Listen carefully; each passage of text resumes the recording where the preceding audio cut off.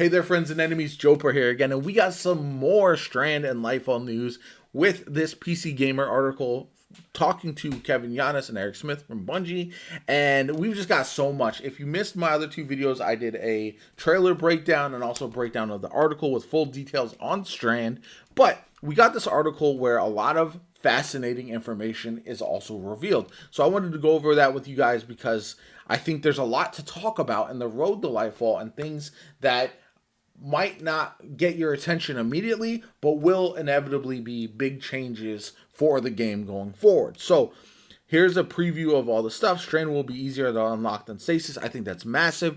Stasis was a pain. I know there are people who never even unlocked all of their stasis aspects and fragments across all three characters because it was kind of a hassle at the end of the day.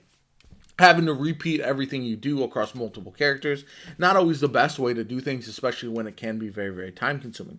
So we learned a lot from the Born in Darkness. The friction was way too high, especially for newer players who come in and just want to see the new stuff. Unlock the Strand was still required to complete the Lightfall campaign, but Bungie seems to have heard the complaints and wants to make the process more user-friendly. At campaign completion, you're actually going to have a fairly representative subclass, unlike Stasis, which was just a skeleton of a subclass. I think that's good. I think you want to have it be playable and not have just the bare bones options. You can also expect more aspects and fragments to be released as part of the seasonal model over the course of 2023. That's what I like. I wish they had done that more with Stasis, because it feels like the subclass wasn't evolving, whereas this one, it feels like we're going to get a good chunk of it, and then over the course of time, we're going to get even more, which I like. So my takeaway is that although it sounds like you'll need to play the campaign on each character to unlock Strand, you're going to have more freedom to choose what you unlock, and it should feel less laborious. So that's good. Strand is a high APM class. APM stands for actions per minute. Bungie wanted Strand to play completely different to the Lightfall light subclasses and Stasis, which already offer a bunch of different ways to melt monsters, etc., etc. We almost stumbled into the APM idea. We found it, embraced it, etc. The key there is it's really easy to get in and start messing around with Strand and have fun, but it has the depth to reward people to explore. That's what the best subclasses and character building, that in order to do that, they need to be fun off the rip, so that way you get locked in, but also have nuances that you find down the road where you get, okay, I found this build that's like my build. It feels like my character, and people are sleeping on it, but I know how good it can actually be. So there's something you cannot do with any other subclass. Again, making them unique is also important, so I do like that quite a bit. Tangles are War Mind Cell replacement.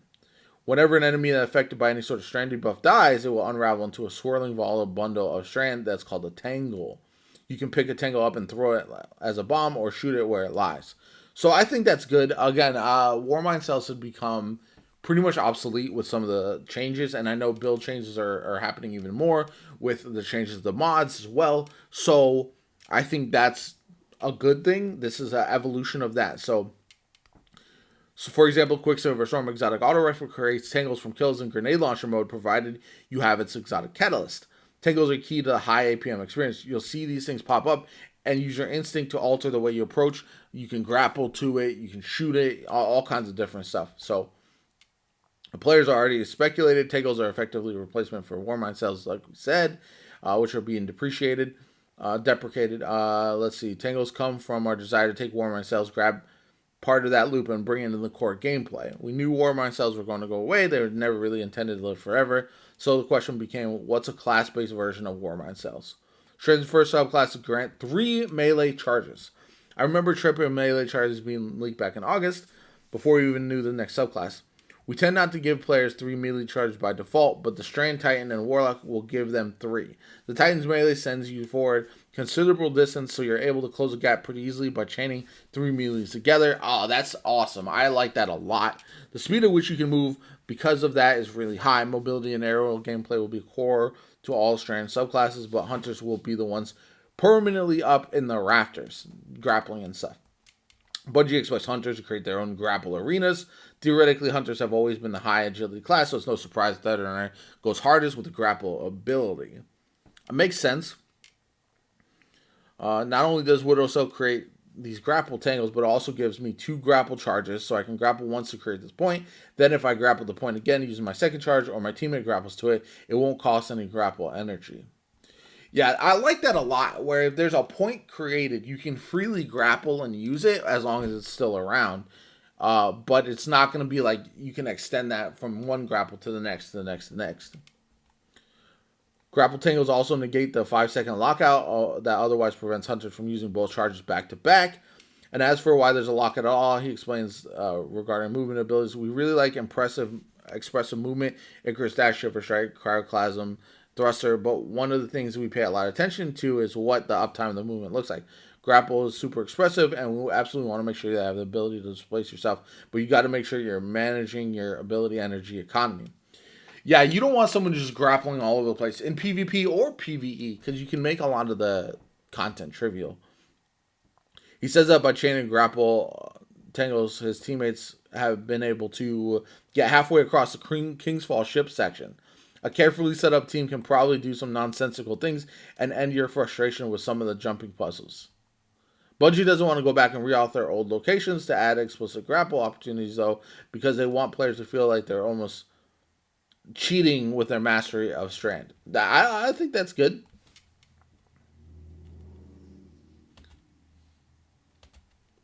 Both developers expect to see a ton of emerging gameplay options, gameplay as players experiment with Strand kit, especially the grapple. Yeah, that makes a lot of sense. Grapple isn't just about mobility, a powerful offensive tool. Getting the tuning of the grapple ability right sounds like one of the hardest parts of developing Strand. We wanted the grapple to be able to read the player's mind a bit. We also wanted it to be usable at all classes, which means it had to take up your grenade slot. Which means it had to be as powerful as other grenades in combat situations. To remedy that, we added Grapple Punch, where you press a melee button while grappling, and you do this powered up third-person punch that does AoE and debuff. That's going to be a lot of fun. Hunters have the particularly cool ability when using their ensnaring slam aspect that sees them do a gainer backflip before diving to the ground, suspending any nearby dudes. Okay, that's kind of lit. Critical to understanding how grappling works in Destiny 2 is that you don't need to attach your rope to a surface. It's very versatile, very easy to use. Bungie really hopes Strand isn't going to be a huge nightmare in PvP. I don't know about that one. I feel like it will be, but we all remember what happened when Stasis shipped with a 5-second stun in PvP. It was hard crowd control. You get frozen and really can't fight back, etc. Yeah, that was a major problem. Totally fine saying Stasis is the dominant of the hard stun, where Strand we attacked more as a root initially and then iterated. We wanted to come up with something clever enough to make you feel like Spider-Man while you're playing in Nier Mura, but in PvP not make someone want to toss their controller. We also hope that Strand won't be the only dominant flavor in PvP when Lightfall launches, but conceded it may still be just because it's the new hotness and players will be excited. That always happens. You can't deny that. Roaming supers are going to be getting a buff. Supers in Destiny generally fall into 2 camps, massive burst damage or running around hitting stuff. Notable exceptions, etc. But having seen some of the disappointment in the time in Strand Super as a roaming variant, I want to know whether it's becoming harder to find new design spaces for supers. They both think there's plenty of room to explore, which is good. Cites how Stasis and Strand subclasses lean into using their respective keywords to create new kinds of supers. You can see that philosophy at work with the Titan Blade Fury, which has 2 attacks, both of which uses Strand verbs. The light attack is a melee that you can chain infinitely, and the heavy attack is a projectile that comes out and suspends. So it's a roaming super, but it allows me to hold enemies in place and close the gap really quickly. Note that the light attacks increase in speed when you land them, etc. That should help with survivability, which has been a perennial issue with roaming supers and harder content. Speaking more philosophically, the team has plans for roaming supers in PvE to slot them into more compelling roles versus one-off supers. That would be fantastic. If I had to make a meaningful choice for roaming supers versus stationary for like Nova Warp versus Nova Bomb, for as the Titan roaming shield versus the bubble, I want to have to make that choice and not feel like I'm locked into one because it's the clear best option all the time.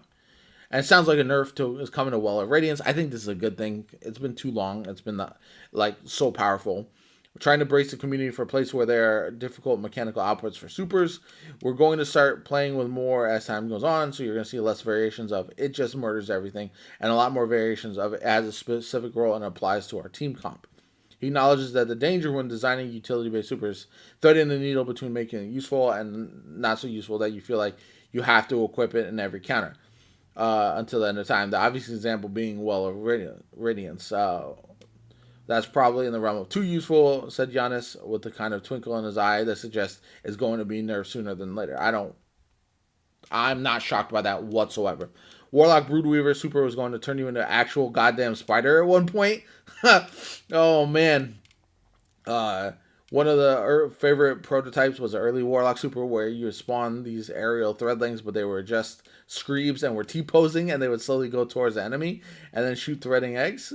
So you had 3 T-posing screebs vomiting threadless. It was hilarious, but also horrifying. Nightmare Fuel aside, the Warlock Super shipping with Lightfall still leans in the Minion Master Fantasy, but they just couldn't get that one to work. So that sounds hilarious.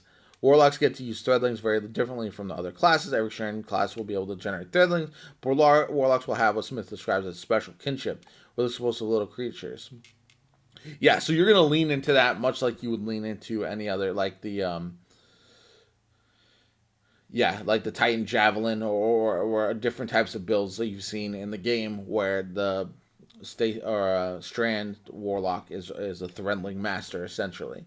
They can be generated in multiple ways and basically buffed. So, again, I'm very much in on the Warlock for Strand. I think that's going to be a very, very fun class of play. I've said that across all my videos as I've covered Strand for sure.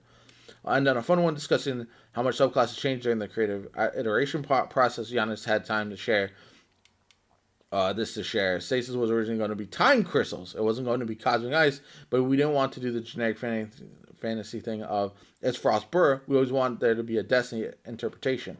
Something that is uniquely our game. Solar isn't just fire, it's power sun, void is black holes, blah, blah, blah.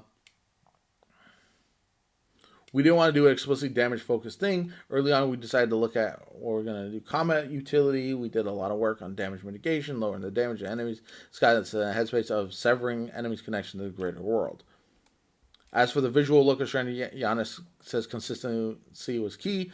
We keyed off of the darkness resonance even on Stasis. We wanted to make sure that everything had a consistent physical language to the darkness resonance.